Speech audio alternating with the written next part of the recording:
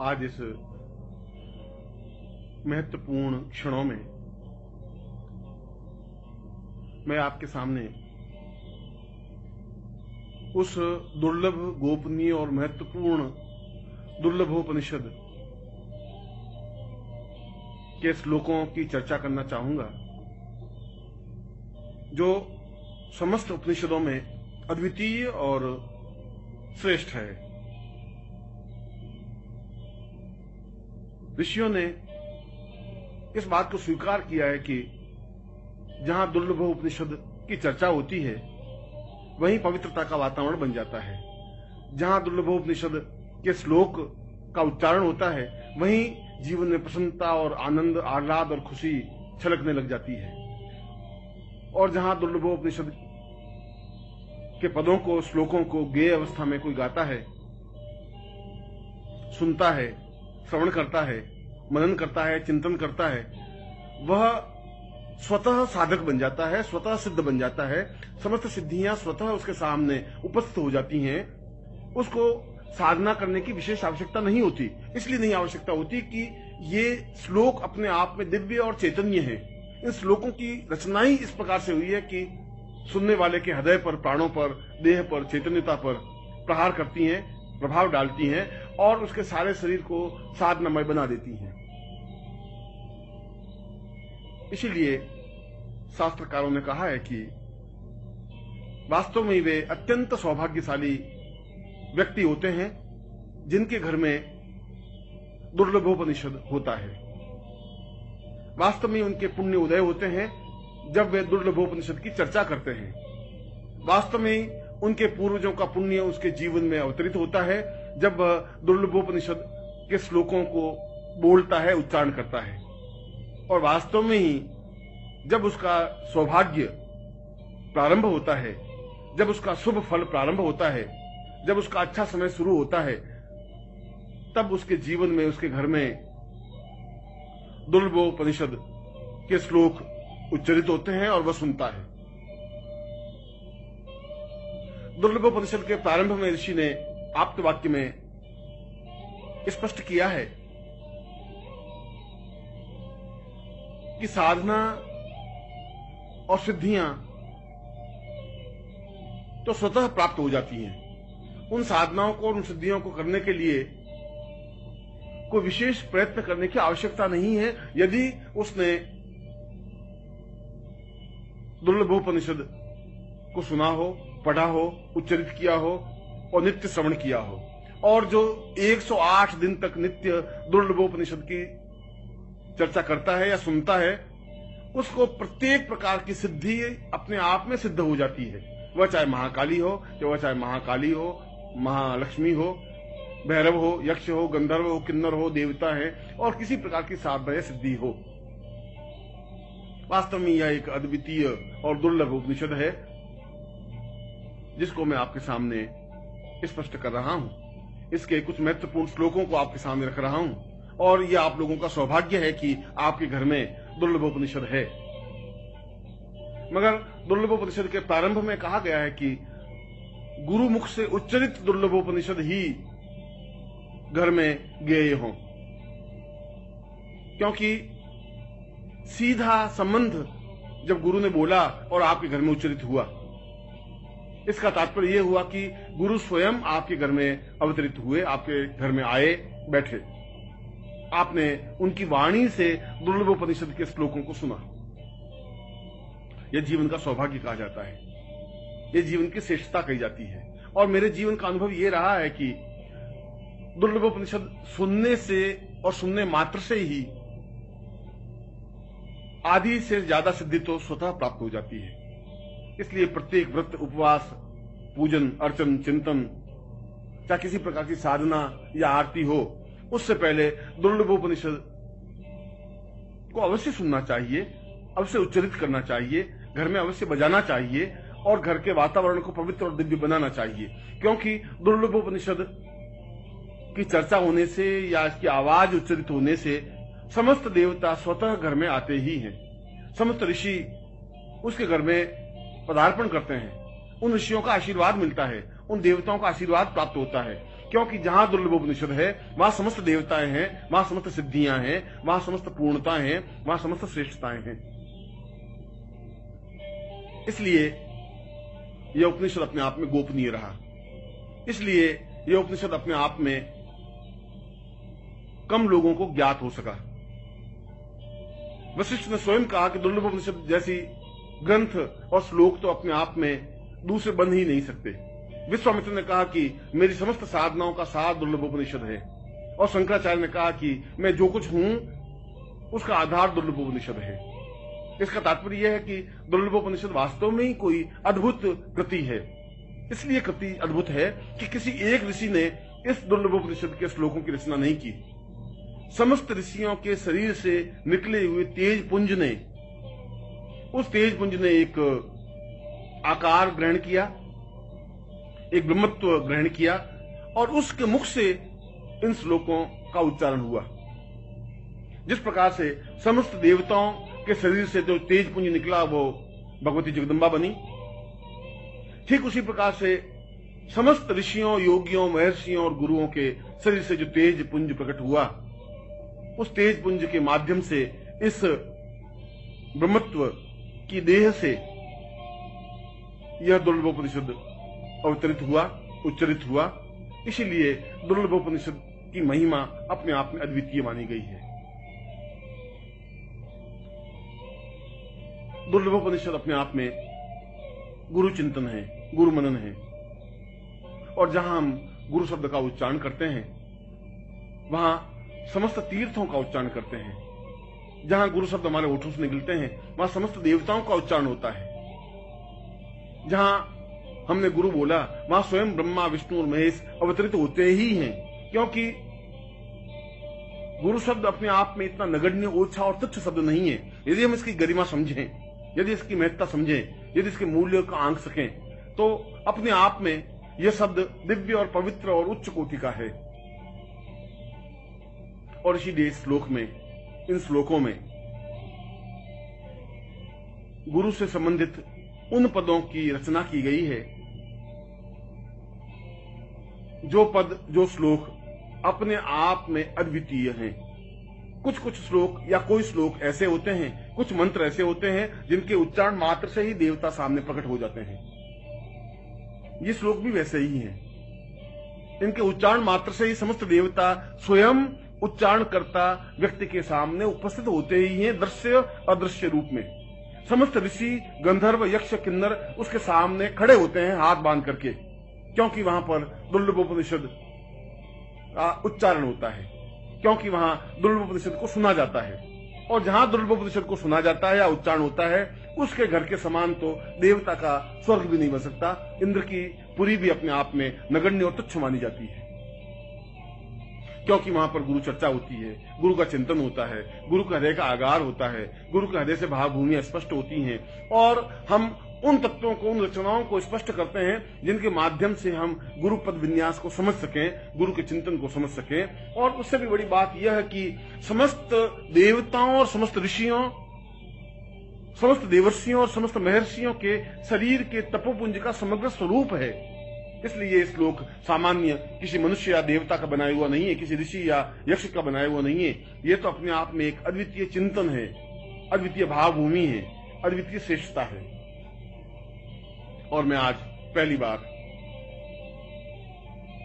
उन महान और अद्वितीय श्लोकों को उच्चारण कर रहा हूं, जिससे कि आपका जीवन पवित्र हो सके, दिव्य बन सके, आप सही अर्थों में साधक बन सकें, आप सही अर्थों में पूर्णता प्राप्त कर सकें, आपके घर में पवित्रता का वातावरण बन सके, आपके घर में सुख सौभाग्य आ सके, आपके जीवन की दरिद्रता मिट सके, आपके जीवन के कष्ट और अभाव दूर हो सके, आपके परिवार में एक श्रेष्ठ वातावरण बन सके, और समस्त देवता आपके घर में निवास कर सके, समस्त ऋषि आकर के आपको आशीर्वाद दे सके, और आपके घर के संताप, आपके घर के दुख, आपके घर की परेशानियां, आपके घर की चिंताएं दूर होकर के आप जीवन में पवित्रता और श्रेष्ठता अनुभव कर सकें, और जीवन में वह सब कुछ प्राप्त कर सकें जो आपके जीवन का लक्ष्य है, जो आपके जीवन का ध्येय है, जो आपके जीवन का उद्देश्य है। और आप जब इन श्लोकों को सुने, बजाएं, अनुभव करें या उच्चारण करें, तब अत्यंत पवित्र और दिव्य भाव मन में लाकर के अपने सामने प्रत्यक्ष या चित्र में गुरु के दर्शन करके, उनको पूजा करके, उनकी अर्चना करके, उनके प्रति प्रणम्य होकर के, साष्टांग दंडवत करके अपने आप को गुरु के हृदय से जोड़ते हुए इन श्लोकों को सुने। इन श्लोकों को कानों के माध्यम से अपने हृदय पर, प्राणों में, चेतना में उतारें। घर के समस्त वातावरण में इन श्लोकों का गुंजरण करें। अपनी पत्नी, पुत्र, पुत्रवधुएं, घर के परिवार के सदस्य इनको सुने और उनका जीवन भौतिकता से कट करके एक पवित्र बन सके, एक दिव्य बन सके, एक चेतना में बन सके, एक सुसंस्कारित बन सके, बच्चों में अच्छे संस्कार आ सके, बड़ों के प्रति आदर सम्मान उनके हृदय में आ सके, उनके घर में देवता खेल सके, गणपति, शिव, विष्णु, ब्रह्मा, इंद्र, मरुदगण सभी उनके घर में स्थायी निवास कर सके, लक्ष्मी और अटूट लक्ष्मी का निवास उसके घर में हो सके। इसलिए तो इस दुर्लभ उपनिषद की रचना हुई है। इसीलिए तो दुर्लभ उपनिषद को जीवन का श्रेष्ठतम उपनिषद माना है। इसलिए तो महर्षियों ने एक स्वर से स्वीकार किया है कि यह मनुष्यों के द्वारा उच्चरित उपनिषद नहीं है, यह तो समस्त योगियों का तपोपुंज स्वरूप है। और मैं उन्हीं श्लोकों को आपके सामने उच्चारण कर रहा हूं, उच्चरित कर रहा हूं।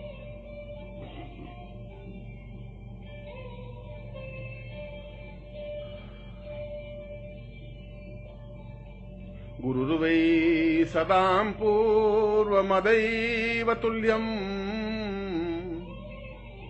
प्राणो वदार्यैव हितं सदैव चिन्त्यं विचिन्त्यं भवमेकरूपम् गुरुर्वै शरण्यं गुरुर्वै शरण्यम्। मैं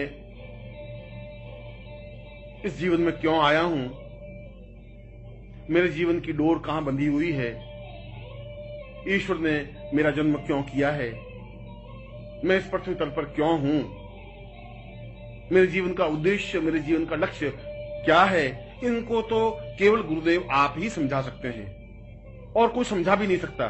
और सभी तो जीवन के बंधन केवल स्वार्थमय बंधन हैं, जिनसे मैं जकड़ा हुआ हूं। उन पासों से, उन रस्सियों से, उन रज्जुओं से मैं बंधा हुआ छटपटा रहा हूं, वेदनाग्रस्त हो रहा हूं, अपने आप में दुखी और संतप्त हो रहा हूं, प्रत्येक पल अपने आप में व्यथित होता हुआ निरंतर मृत्यु की ओर अग्रसर हो रहा हूं। मेरे जीवन में सुख नहीं है, मेरे जीवन में चिंतन नहीं है, मेरे जीवन में सौभाग्य नहीं है। मैं समझ नहीं पा रहा हूं कि आखिर मेरे जीवन का उद्देश्य और लक्ष्य क्या है।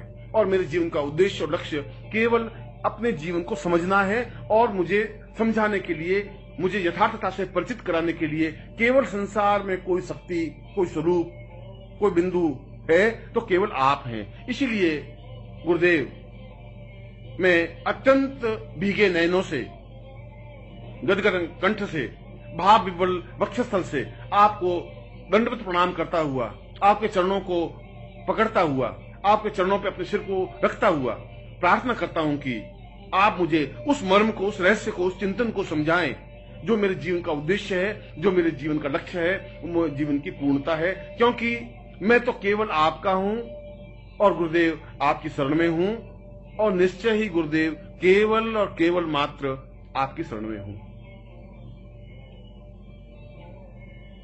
गुरुवै प्रपन्नार्तवैवां वदैवम् अत्योद्भतां वै प्रहितं सदैव देवोत्तमेव भवतं सहि चिन्त्य रूपम् गुरुर्वै शरण्यं गुरुर्वै शरण्यं। लोग कह रहे हैं कि मैं देवताओं की आराधना करूं। कौन से देवता की आराधना करूं?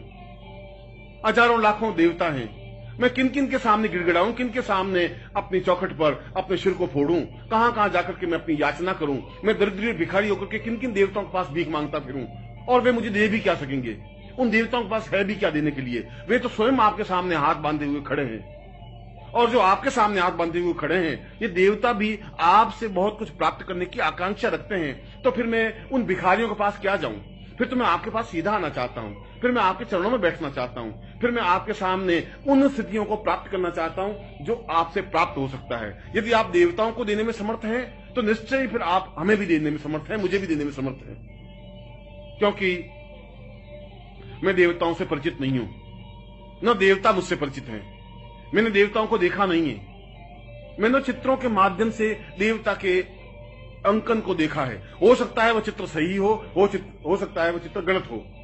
कोई जरूरी नहीं है कि जैसा चित्र में मैंने देवता को देखा है, ब्रह्मा को देखा है, विष्णु को देखा है, रुद्र को देखा है, ठीक उसी रूप में वह देवता हो, मैं नहीं समझ सकता। यह तो चित्रकार की एक भावना है जो अपने उसने कागज पर उतारी है, जो कपड़े पर उतारी है। उस चित्रकार ने उस देवता को देखा नहीं, केवल कल्पना के माध्यम से उनके स्वरूप बिंब को उस कपड़े पर, कागज पर उतारा है। इसलिए कागज पर, कपड़े पर देवता का चित्र है, जो मूर्ति है, जो चित्र है, वह सब में अपने आप में अधूरा है, क्योंकि मैं देवताओं से परिचित नहीं हूं। परंतु गुरुदेव, मैं आपसे परिचित हूं। मैंने आपको देखा है, मैंने आपके सारे शरीर को स्पर्श किया है, मैं आपके चरणों में बैठा हूं।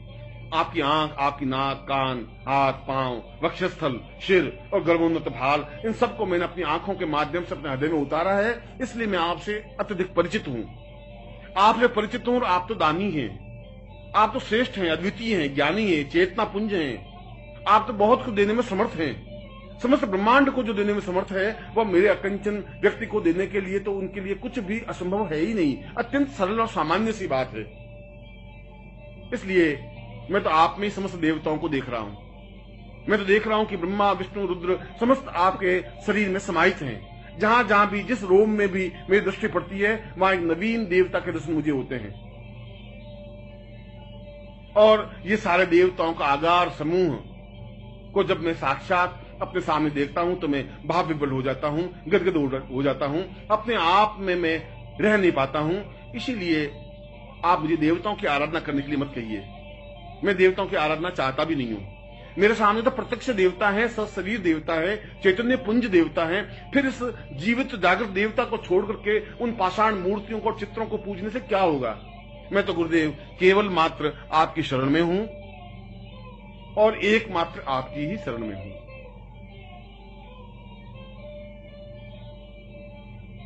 सतम वै सदान्नम देवालयो वै प्रातोर्भवे वै सहितं नदीर्वै पूर्तं परां पूर्णमदैव रूपं गुरुर्वै शरण्यं गुरुर्वै शरण्यम। और मैं काशी और कांची, हरिद्वार और मथुरा तीर्थ स्थलों पर जाकर के भी क्या कर लूंगा। उस गंगा में बार बार डुबकी लगाने से भी क्या हो जाएगा। अगर गंगा में डुबकी लगाने से पवित्र और दिव्य बन जाता तो सारी मछलियां अपने आप में पवित्र और दिव्य बनी हुई हैं, सारे मेढक अपने आप में पवित्र और दिव्य हैं। यदि काशी में रहने से ही जीवन की पूर्णता प्राप्त हो जाती है तो वहां श्वान और खर, कुत्ते और गधे बहुत घूमते हैं, वे सभी अपने आप में पवित्र दिव्य आत्मा बन जाते हैं। वहां जाने से कुछ नहीं हो सकता, वहां कुछ संभव है ही नहीं। उन देवालयों में तो एक पत्थर की मूर्तियां हैं जो बोल नहीं पाती, जो मेरी बात सुन भी नहीं पाती। उन पत्थरों को मैं कहने से अपने सिर को फोड़ने के बराबर है। वे मेरी बात नहीं सुन पाते, मैं अपनी बात उन तक नहीं पहुंचा सकता, क्योंकि पत्थरों को कहने से कोई लाभ नहीं होता। मेरे लिए हरिद्वार और मथुरा, काशी और कांची अपने आप में नगण्य हैं। मैं तो आपको और आपकी देह को पूर्ण रूप से देवालय मानता हूं। पूरा मंदिर है यह जो मेरे सामने है, और यह मंदिर जो आपकी देह है, यह मंदिर के रूप में है, जो जीवित और जागृत मंदिर है, चैतन्य मंदिर है, चलता फिरता मंदिर है, बोलता हुआ मंदिर है, वाचार मंदिर है, अपने आप में आशीर्वाद देता हुआ मंदिर है। आपके दोनों पैर इस देवालय के स्तंभ हैं। अच्छे स्तंभों पर यह मंदिर टिका हुआ है, और इन स्तंभों पर जो मूर्ति स्थापित है आपके प्राणों की, आपके हृदय की, आपकी चेतना की, वह आपका हृदय स्थल अपने आप में गर्भगृह है।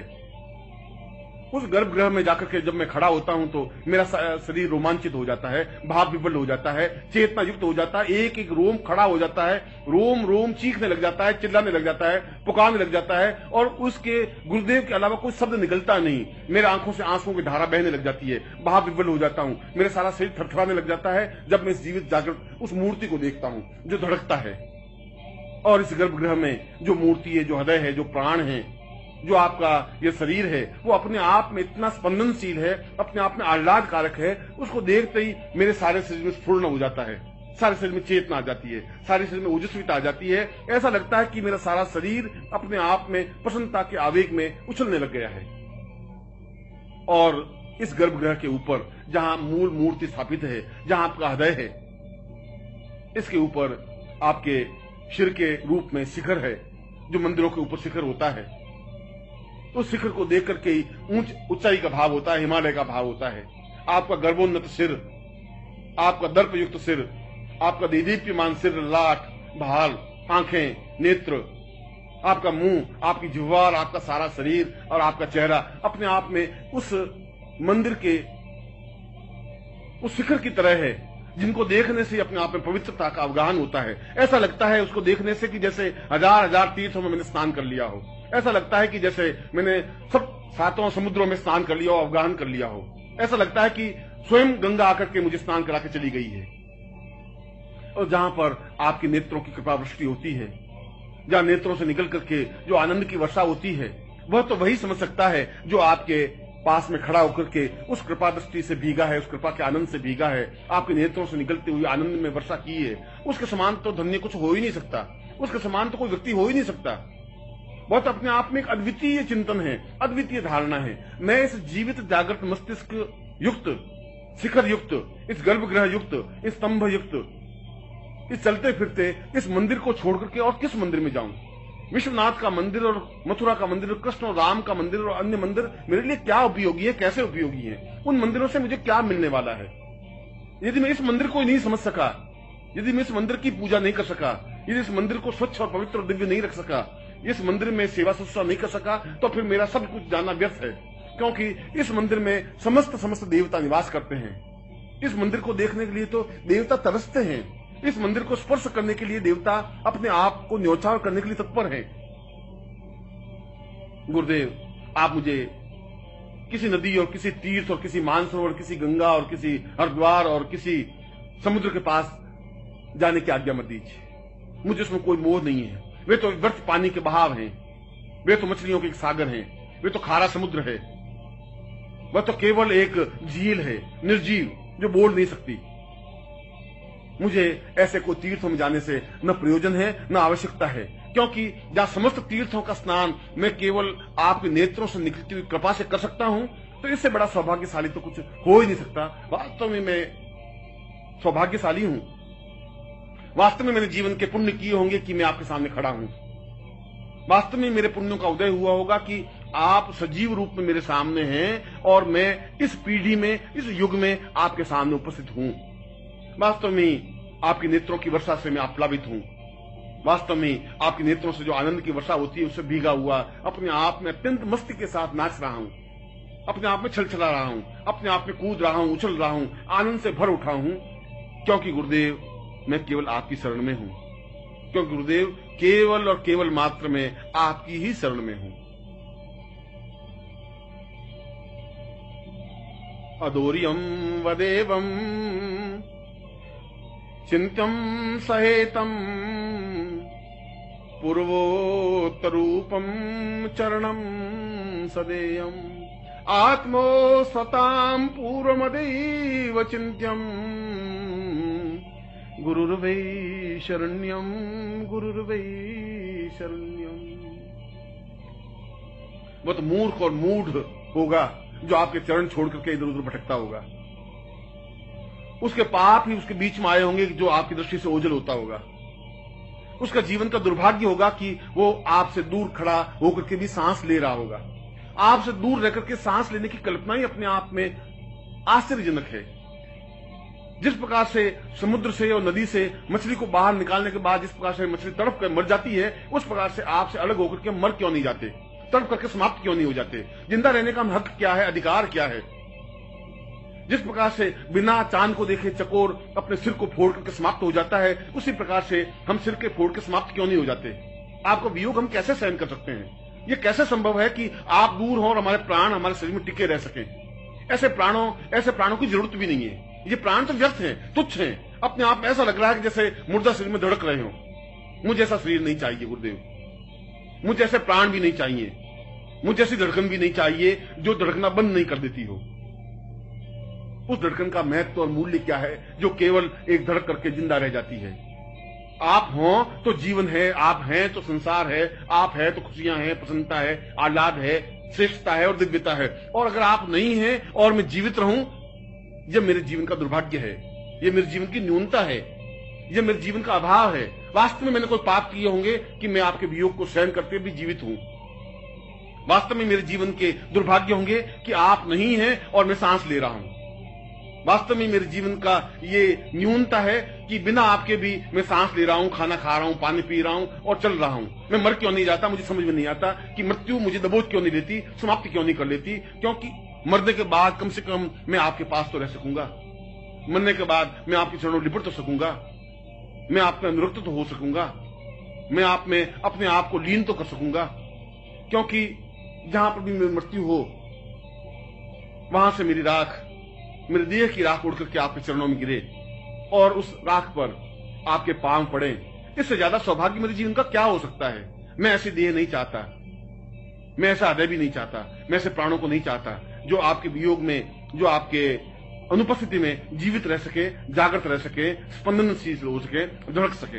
ऐसे हृदय से कोई मतलब नहीं है। मैं तो आपको देखना चाहता हूं, मैं तो आपके पास रहना चाहता हूं।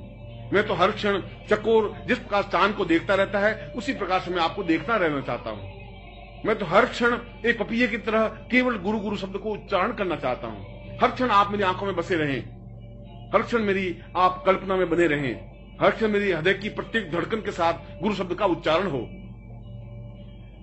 मेरा प्रत्येक शब्द गुरुमय हो, मेरा प्रत्येक चिंतन गुरुमय हो, मेरा रोम रोम आवाज दे सके गुरु गुरु, और इसके अलावा और किसी शब्द का मुझे ज्ञान नहीं हो। न मुझे गायत्री मंत्र की जरूरत है, न किसी काली मंत्र की, न लक्ष्मी मंत्र की, और किसी मंत्र की मेरी आवश्यकता है ही नहीं। क्योंकि जो मंत्रों में सर्वश्रेष्ठ और अद्वितीय मंत्र यदि गुरु मंत्र मेरे पास हैं, तो उससे श्रेष्ठ मंत्र और क्या हो सकता है? जहां परम तत्वाय नारायणाय गुरुभ्यो नमः है, वहां सब कुछ जीवन का श्रेष्ठता है, अद्वितीयता है, श्रेष्ठता है। और इसीलिए मैं चाहता हूं कि वे सारे क्षण जो मेरी जिंदगी में प्रभु ने मुझे दिए हैं, वे क्षण आपके साथ व्यतीत हों, आपके लिए व्यतीत हों। मेरा शरीर आपके काम आ सके, मैं आपके चरणों से लिपट सकूं, मैं आपकी देह से सुवासित हो सकूं, मैं आपकी सुगंध से आप्लावित हो सकूं, मैं चकोर की तरह आपको बराबर टकटकी लगाकर ताकता रह सकूं। और यदि आपसे विरह होना ही पड़े, आपसे अलग होना ही पड़े, तो मछली की तरह तड़फ करके मर जाऊं, कुरंग की तरह उस पत्थर पर सिर फोड़ करके अपने आप को समाप्त कर दूं और मृत्यु मुझे प्राप्त हो जाए, ऐसा मैं चाहता हूं। मैं तो आपसे ऐसा आशीर्वाद चाहता हूं कि मैं एक क्षण भी आपकी जुदाई सहन नहीं कर सकूं।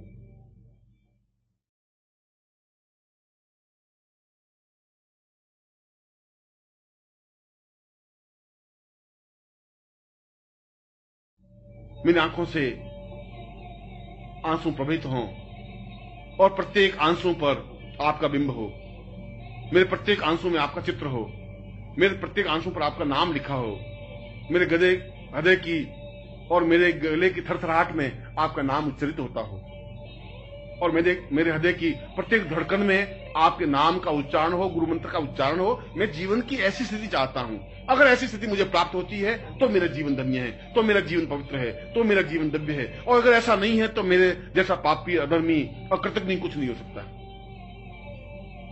आप मुझे आशीर्वाद दें तो मुझे ऐसा आशीर्वाद दें, आप मुझ पर कृपा करें तो ऐसी कृपा करें कि मैं हर क्षण आपके पास रह सकूं, आपकी वाणी को सुन सकूं, आपके शब्दों को अपने हृदय में उतार सकूं।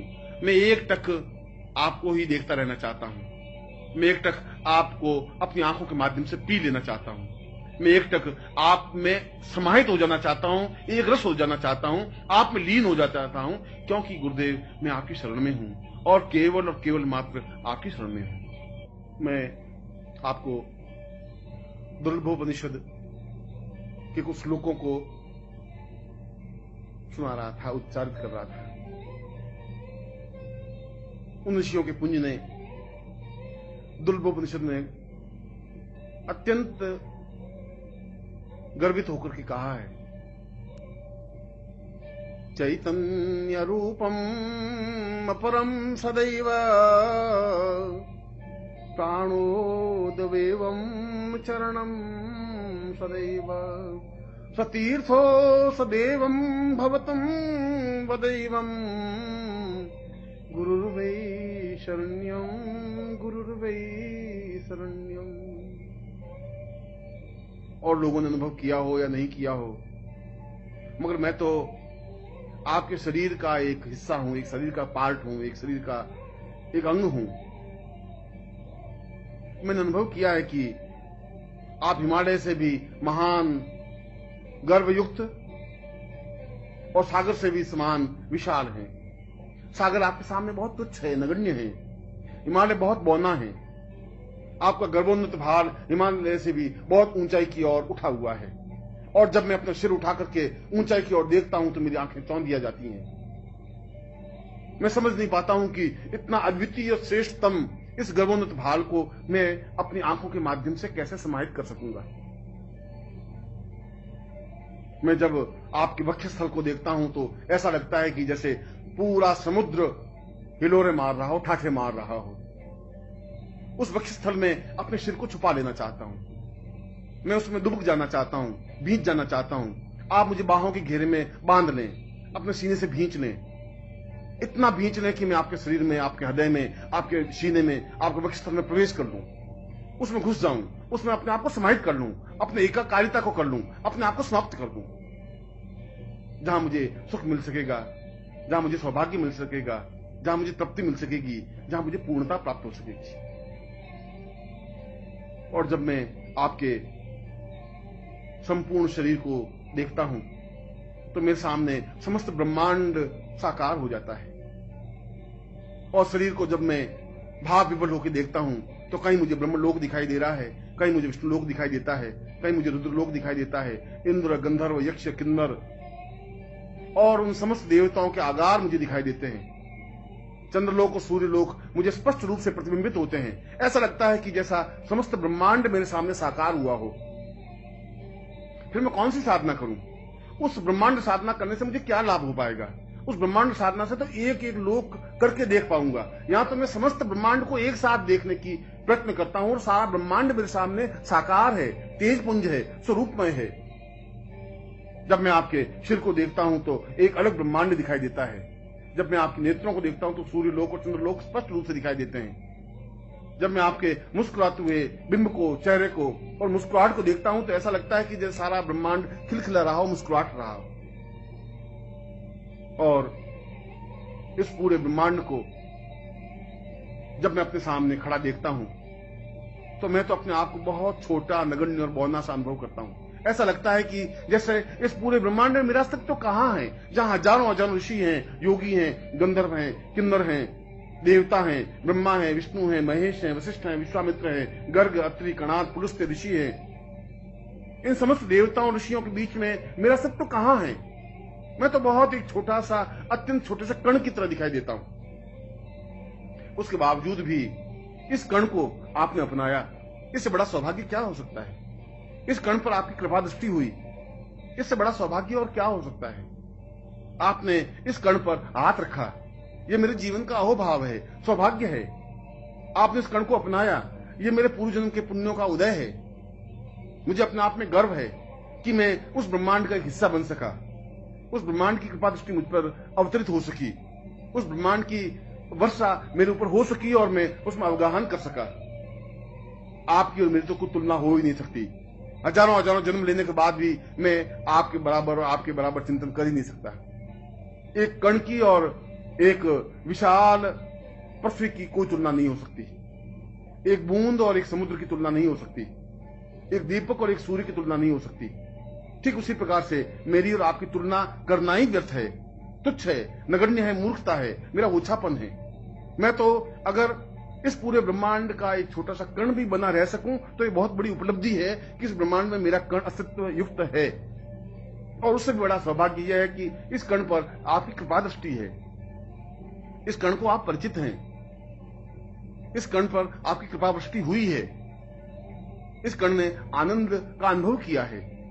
इससे बड़ा सौभाग्य और मुझे क्या चाहिए।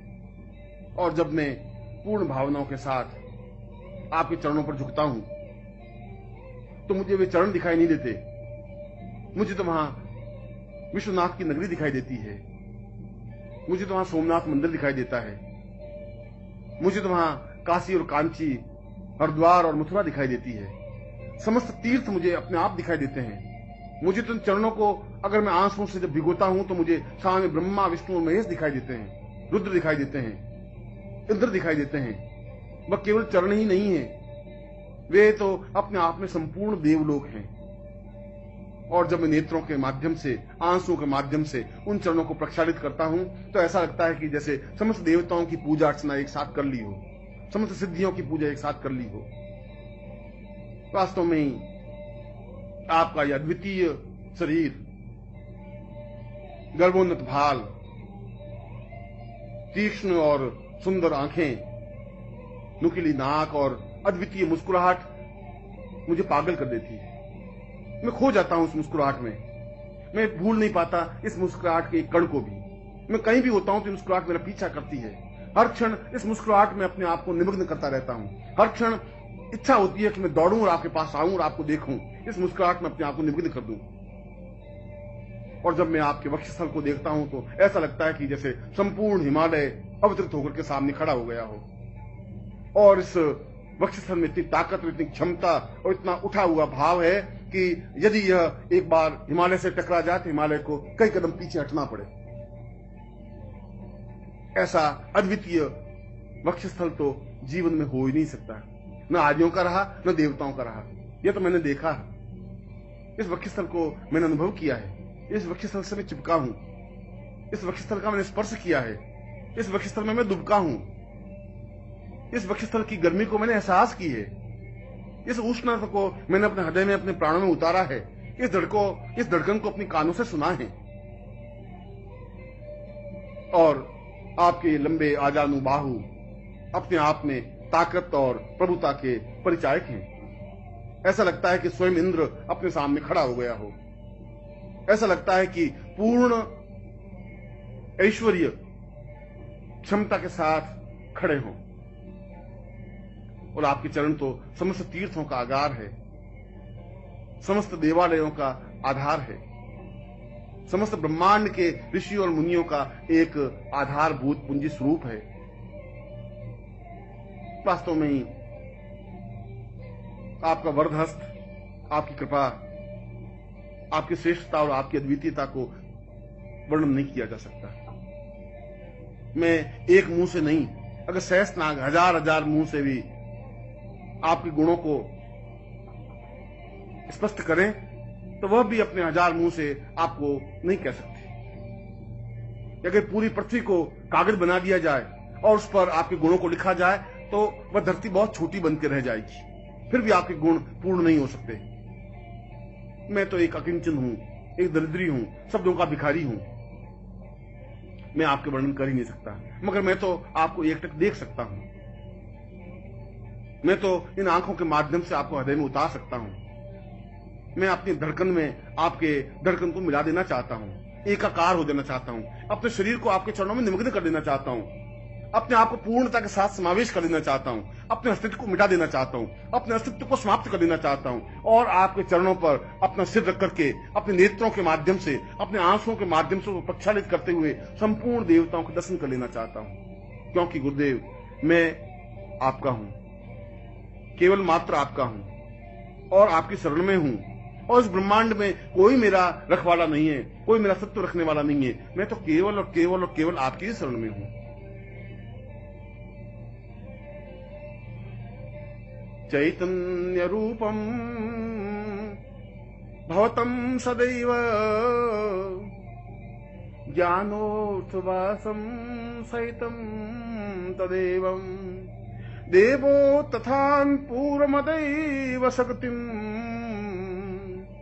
गुरुर्वै शरण्यम गुरुर्वै शरण्यम।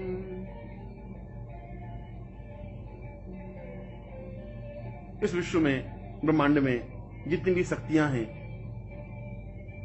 वह चाहे महाकाली हो, वह चाहे महासरस्वती हो, वह चाहे महालक्ष्मी हो, वह चाहे बगलामुखी हो, वह चाहे धूमावती हो, वह चाहे छिन्नमस्ता हो, चाहे जगदम्बा हो, किसी भी प्रकार की कोई शक्ति हो, मैं तो आपके सामने उनको अठखेलियां करते हुए देखता हूं। मैं देखता हूं कि वे आपके सामने नृत्य कर रही हैं। मैं देखता हूं कि वे आपकी कृपा कटाक्ष पाने के लिए प्रयत्नशील हैं। वे स्वयं टुकुर टुकुर आपकी ओर निहारती रहती हैं कि कब आपकी नजर उठे, कब आपकी दृष्टि उठे, कब आप उन पर कृपावृष्टि करें, कब वे धन्य हों। और जब मैं ये सब कुछ देखता हूं तो मैं ये समझता हूं कि आपको छोड़ करके और कौन सी साधना मेरे लिए उपयुक्त है, कौन सी शक्ति चाहिए, कौन सी साधना चाहिए।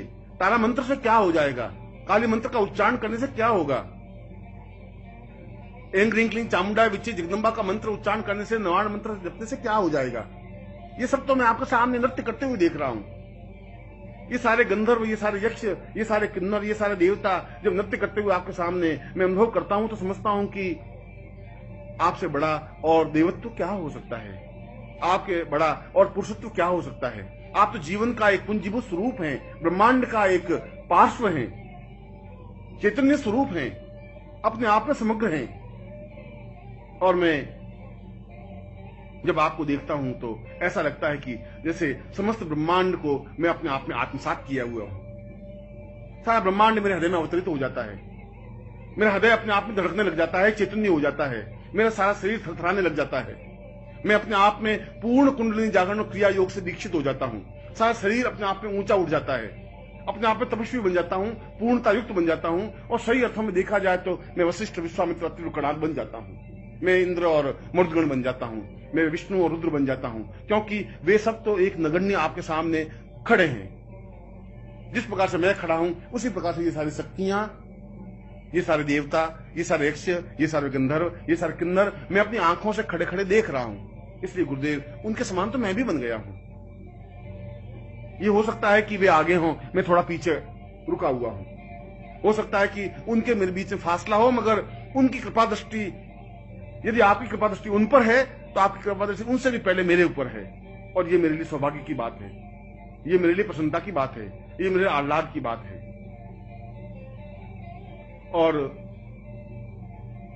मंत्रों को और पुस्तकों में लिखे हुए मंत्रों को मैं क्या करूं, उन मंत्रों के माध्यम से क्या हो जाएगा। वे मंत्र तो एक निर्जीव शब्द हैं, उन शब्दों को ठेल करके आगे बढ़ाऊं भी तो उससे क्या लाभ हो जाएगा। मुझे मंत्र नहीं चाहिए, मुझे तंत्र नहीं चाहिए, मुझे योग दर्शन मीमांसा नहीं चाहिए। आपके मुंह से निकला हुआ प्रत्येक शब्द अपने आप में मंत्र है। आपके मुंह से निकला हुआ प्रत्येक शब्द अपने आप में मेरे लिए आज्ञा है, मेरे लिए तंत्र है। यदि मैं उन शब्दों का पालन कर लेता हूं, यदि उन शब्दों को अपने हृदय में उतार देता हूं, यदि उन शब्दों का पालन करता हुआ उनकी आज्ञा का पालन कर लेता हूं, तो अपने आप में तंत्र मेरे सामने साकार, स्पष्ट और पूर्णता के साथ स्पष्ट हो जाएगा। अपने आप में मंत्र अपने आप में पूर्ण चैतन्य युक्त बन जाएगा। यदि मैं आपके शरीर को स्पर्श कर लेता हूं तो सारे योग की भाव भूमियां अपने आप मेरे शरीर में अवतरित हो जाएंगी। जब मैं आपके शरीर को स्पर्श करता हूं तो सारे शरीर में एक विद्युत प्रवाह सा अनुभव होता है। ऐसा लगता है कि जैसे बहुत जोरों से मैं उछल गया हूं, ब्रह्मांड में एक कूदने लग गया हूं, क्योंकि उस तेजस्विता को मैं अपने हृदय में, अपने शरीर में अनुभव करने लगता हूं। इसीलिए तो मुझे न मंत्र की आवश्यकता है, न तंत्र की, न दर्शन की, न योग की, न मीमांसा की, न किसी प्रकार की साधना की, न किसी प्रकार की सिद्धियों की। मैं सिद्धियों को लेकर क्या करूंगा जब मेरे जीवन की पूर्णता, मेरे जीवन का उद्देश्य, मेरे जीवन का लक्ष्य आपके चरणों में अपने आप को मिटा देना है, अस्तित्वमय बना देना है। तब फिर उन मंत्रों और साधनाओं, काली और महालक्ष्मी और सरस्वती से क्या हो जाएगा, उस बलरामुखी और छिन्नमस्ता से क्या हो जाएगा, उस देवता और ब्रह्मा विष्णु महेश से क्या हो जाएगा। वे तो मेरे सामने अत्यंत महत्वपूर्ण नहीं रह गए हैं। जब मैंने आपको देखा है, जब मैं समुद्र को देखा है, तो फिर बूंद को देख करके क्या करूंगा। जब मैं पूरे आकाश को देखा है तो एक छोटे से तारे को टिमटिमाते हुए देख करके भी क्या कर लूंगा। जब मैं वसंत को अपने सामने अनुभव किया है तो एक छोटे सुगंध को झोंके से क्या हो जाएगा। गुरुदेव, मैं तो केवल इतना जानता हूं कि मैं आपका हूं। मैं केवल इतना ही मंत्र जानता हूं कि केवल आप और आप और आपकी कृपा दृष्टि ही है। मैं तो केवल इतनी भावना जानता हूं कि, इतनी साधना जानता हूं कि मैं आपके शरण में हूं। और मैं केवल इतना ही तंत्र मंत्र योग और दर्शन जानता हूं कि मैं केवल और केवल मात्र आपकी शरण में हूं। न तातो वतान्यै न मातम न भ्रातम न देहो वदान्यै पत्निर्वतैमम् न जानामि वित्तम न वृत्ति न रूपम गुरुर्वै शरण्यम गुरुर्वै शरण्यम। मैं न माता को जानता हूं न पिता को जानता हूं, क्योंकि वे तो स्वार्थमय स्वरूप में संबंध हैं। पिता इसलिए मुझे पुत्र कहते हैं कि मैं उनके जीवन में काम आ सकूं। न मेरे जीवन में कोई भाई है, न संबंधी है, न रिश्तेदार है, न पत्नी है, न पति है, न पुत्र है, न बंधु है, न बांधव है, न वित्त है, न धन है, न ऐश्वर्य है, न वैभव है। मेरे जीवन में कुछ है ही नहीं, क्योंकि मैं जीवन में कुछ चाहता ही नहीं। ये सब तो क्षण भंगुर हैं, समाप्त, ये तो मेरे साथ समाप्त हो जाएंगे। ये सब स्वार्थ के संबंध हैं, इनसे मेरा कोई प्रयोजन नहीं है, इनसे मेरा कोई लक्ष्य प्राप्ति नहीं हो सकती। यह तो शमशान की ओर जाने की यात्रा के पड़ाव है। जन्म से लगा करके मृत्यु तक में निरंतर मृत्यु की ओर अग्रसर हो रहा हूं, शमशान की ओर जा रहा हूं, और शमशान की यात्रा में ये भी मेरे सहायक हैं, जो मुझे ठेल करके शमशान की ओर अग्रसर कर रहे हैं। मेरे देह को छीनते हैं, मेरे प्राणों को छीनते हैं, मेरे धन को छीनने की कोशिश करते हैं, मेरी सेवा का उपयोग करना चाहते हैं, मेरे सुख का उपयोग करना चाहते हैं, मेरे जीवन का उपयोग करना चाहते हैं। इससे क्या हो जाएगा? इससे तो मैं एक मलिन और गंदी देह को एक लिया हुआ कीड़ा बन जाऊंगा, एक घटिया सा व्यक्ति बन जाऊंगा। अगर मैं पुत्र को उत्पन्न करूंगा तो ज्यादा से ज्यादा मेरी अर्थी पर वे कंधा दे देंगे। यदि मैं पत्नी रखूंगा तो ज्यादा से ज्यादा मेरी मृत्यु पर वे 4 आंसू बहा देगी। यदि पिता और माता की मैं अपने सामने रखूंगा तो वे ज्यादा से ज्यादा धन की याचना करेंगे। मगर ये मेरे जीवन का प्रयोजन नहीं है, ये मेरे जीवन का लक्ष्य नहीं है। मैं उस जगह खड़ा हूं जब यहां सब ये सब तुच्छ हैं। आखिर जीवन का कोई न क्षण तो ऐसा आता है जब ये सब तुच्छ लगने लगते हैं। हिमालय के सामने जाते हैं तो एक बड़ा पत्थर भी कंकर की तरह दिखाई देने लग जाता है। जब क्या आपके सामने उपस्थित हुआ हूं तो ये सारे संबंध मुझे बेमानी और बहुत छोटे से लगने लगे हैं, बहुत तुच्छ लगने लगे हैं, अस्तित्वहीन लगने लगे हैं, क्योंकि मैं इन संबंधों से जीवित नहीं रहना चाहता। मैं किसी का पुत्र, मैं किसी का पति, मैं किसी की पत्नी, मैं किसी का बंधु, मैं किसी का सखा बनकर के जिंदा नहीं रहना चाहता। इन बंधनों से मैं स्वतंत्र नहीं बन सकता। ये बंधन तो मेरा अभिशाप है, ये पांवों की बेड़ियां हैं, ये मुझे जकड़े हुए हैं। मेरी सांसों पर इनका नियंत्रण है, मेरी आत्मा पर इनका नियंत्रण है। मेरे प्राणों को दबोच लिया है। मैं समाज में घुट करके रह गया हूं, एक अंधियारी कोठरी में मैं भटक रहा हूं जिसका कोई द्वार नहीं है। और जहां पर भी मैं खेलता हूं वहां मेरा सिर फूट जाता है। जिधर भी मैं दरवाजा ढूंढने की कोशिश करता हूं वहां मेरा सिर फूट करके रक्त निकलने लग जाता है और मैं बदहवास सा इधर से उधर, आगे से पीछे की ओर भटकता रहता हूं। चारों तरफ अंधेरा है, घनघोर अंधेरा। इस अंधेरे में, इस समाज में, इस अंधेरे के अलावा मुझे कुछ दिया ही नहीं है। भूख और प्यास और बाधाएं और परेशानियां, आलोचनाएं और गंदगी के अलावा इस समाज ने मुझे कुछ नहीं दिया। घटियापन और तुच्छता के अलावा मेरे परिवार ने मुझे कुछ नहीं दिया। ओछेपन के अलावा इस समाज ने मुझे कुछ सिखाया ही नहीं। मैं इस कीचड़ से निकलना चाहता हूं, मैं इस दलदल से निकलना चाहता हूं, मैं इस गंदगी से बाहर निकल करके पवित्र होना चाहता हूं। मैं इस महान अद्वितीय गुरुमय बनकर के अपने जीवन को पवित्र और दिव्य बनाना चाहता हूं। मैं उस स्थिति को प्राप्त करना चाहता हूं जो अपने आप में महत्वपूर्ण है। मैं उस ब्रह्म से साक्षात्कार करना चाहता हूं जिसको ऋषियों और योगियों ने अहम ब्रह्मास्मि कहा है। मैं उस चैतन्यता को अनुभव करना चाहता हूं जो जीवन की पूर्णता है। आप मुझ पर कृपा करें, मुझे वापस से बंधनों में नहीं ठेलें। मुझे किसी प्रकार का कोई मोह नहीं रहा है, और यदि कुछ मोह है तो आप उस मोह को समाप्त करें, क्योंकि मैं मानसरोवर के पास आकर के प्यासा नहीं रहना चाहता, क्योंकि मैं वसंत ऋतु में आने के बाद भी मैं उदासीन नहीं रहना चाहता। मैं मुस्कुराते हुए पुष्पों के बीच में रह करके निर्जीव नहीं रहना चाहता। आपके सामने आकर के मैं अपने आप में दुर्भाग्यमय नहीं रहना चाहता। मैं सौभाग्यशाली बनना चाहता हूं। मैं जीवन में पुण्य चाहता हूं, मैं जीवन में श्रेष्ठता चाहता हूं, मैं जीवन में गुरु चाहता हूं, मैं आपके चरणों में समर्पण चाहता हूं, मैं आप में एकाकार होना चाहता हूं, मैं आपके शरीर से अपने आप को मिटा देना चाहता हूं, मैं आपके शरीर से मिल जाना चाहता हूं, आपके प्राणों की धड़कन बनना चाहता हूं, क्योंकि गुरुदेव मैं आपकी शरण में हूं और गुरुदेव इस पूरे ब्रह्मांड में केवल मात्र आपकी शरण में हूं। त्वदीयं तदेवं भवत्वं भवेयं चिन्त्यं विचिन्त्यं सहितं सदैव आर्तो नवातं भवमेक नित्यं गुरुर्वै शरण्यं गुरुर्वै शरण्यं। मैं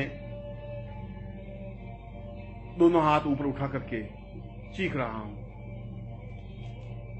मैं पूरे प्राणों में आवाज भर करके उच्चारण कर रहा हूं। मैं जोरों से बोल करके अपनी बात आप तक पहुंचाना चाहता हूं। मेरा सारा शरीर थर थर कांप रहा है। मेरी आंखों से आंसू प्रवहित हैं। मेरे मुंह से बोल नहीं निकल पा रहा है। मेरा गला गदगद हो गया है और सारे शरीर के रोम रोम अपने आप में आवाज निकालने लग गए हैं, चीखने लग गए हैं, चिल्लाने लग गए हैं। मैं अपने आपे में नहीं रहा हूं। मैं अपने आप में थरथराहट अनुभव कर रहा हूं। मैं ऐसा लगता हूं कि जैसे मैं एक ऐसी बूंद हूं जो अंगारे पर पड़ी है और छन्न के साथ खत्म हो जाती है। ऐसा लगता है कि जैसे मैं बादल का टुकड़ा हूं और किसी पहाड़ से टकरा करके समाप्त हो जाना चाहता हूं। मैं तो ऐसा कण बनना चाहता हूं जो आपसे टकराए और पूर्णता को प्राप्त कर ले। मैं आपको पाना चाहता हूं। मैं आप में एकाकार होना चाहता हूं। मैं आप में एकाग्र होना चाहता हूं। आप में लीन होना चाहता हूं। और यदि ऐसा मेरे जीवन में नहीं हो सका तो इस जीवन को व्यर्थ है। इस जीवन का कोई अर्थ नहीं है। इस जीवन का कोई मकसद नहीं है। इस जीवन का कोई मूल्य नहीं है। यह तो अपने आप में शमशान की यात्रा का एक पड़ाव है, जिस लाश को मैं अपने कंधे पर ढोता हुआ शमशान की ओर बढ़ रहा हूं।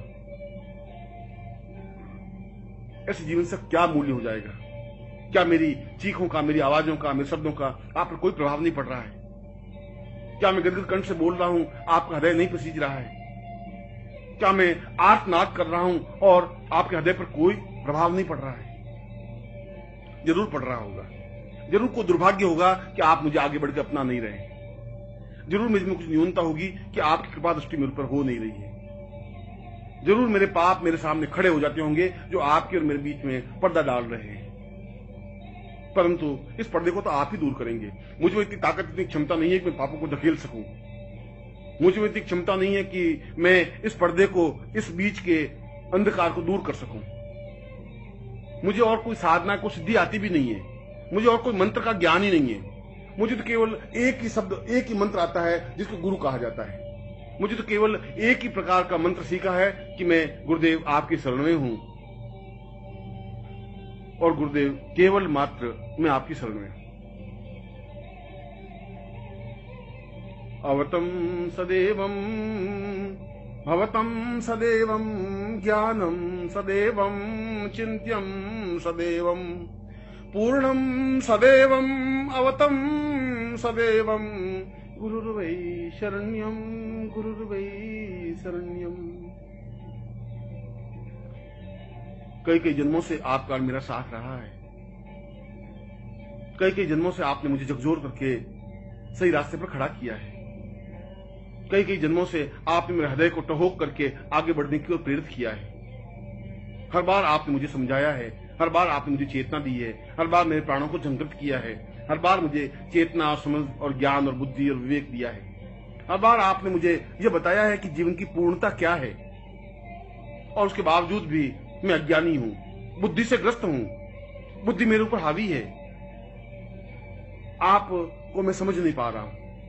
इसलिए समझ नहीं पा रहा हूं कि आप हर क्षण बदल जाते हैं। हर क्षण एक नवीन स्वरूप मेरे सामने खड़े हो जाते हैं। इतने रूप आप मेरे सामने खड़े कर लेते हैं कि मैं एक स्वरूप को पकड़ता हूं तो फिर दूसरा स्वरूप सामने आता है। दूसरे स्वरूप को पकड़ता हूं, तीसरा और चौथा और पांचवा स्वरूप सामने आ जाता है। मैं नहीं समझ पा रहा कि कौन से स्वरूप को मैं समझूं। मैं अज्ञानी हूं और ज्यों ही मैं समझने की कोशिश करता हूं त्यों ही आप माया का पर्दा आपके और मेरे बीच में डाल देते हैं। आप तो बहुत और अजीब तरह का खेल खेलते रहते हैं और मैं फिर आपको सामान्य मानव समझ लेता हूं। फिर मैं आपको हार्ड मास का व्यक्ति समझ लेता हूं। फिर मैं अपने आप को समझने की कोशिश करता हूं और मैं आपको समझने की कोशिश करता हूं। फिर मैं समझता हूं कि ये तो मेरे ही जैसा मनुष्य है। फिर उस माया के आवरण में लिप्त होता हुआ मैं उसी जगह जाके खड़ा हो जाता हूं जहां से मैं चला था। प्रभु ऐसा मत करे, ये बार बार मेरी परीक्षा मत ले, बार बार माया के आवरण में मुझे मत डालिए, बार बार मुझे धक्का करके पीछे मत हटाइए, क्योंकि मुझ में किसी प्रकार का बल, ताकत, साहस, क्षमता नहीं है। मैं तो एक नगण्य हूं, तुच्छ हूं। अपने आप में मुझ में कोई ज्ञान और चेतना नहीं है।